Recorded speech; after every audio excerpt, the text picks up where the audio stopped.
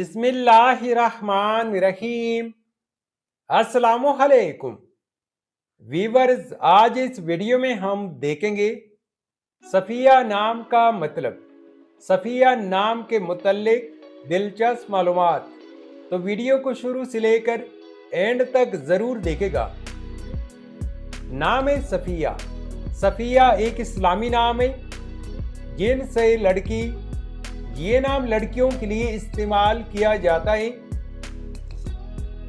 सफ़िया नाम उर्दू में 4 हरूफ और एक लफ्ज़ पर मुश्तमिल है, जबकि इंग्लिश में हरूफ की तादाद 6 है। सफ़िया नाम की इब्तिदाई तारीख अरबी ज़ुबान से निकलती है। सफ़िया एक खूबसूरत नाम है। सफ़िया नाम उम्मुल मोमिनीन और बहुत सी स्वाबियात का नाम। सफ़िया नाम का मतलब है मुंतखब किया हुआ, मुखलिस दोस्त या बेहतरीन दोस्त। तो व्यूअर्स, ये थी आज की video.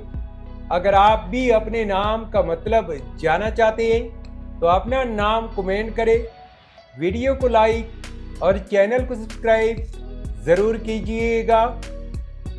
Thanks for watching my YouTube channel.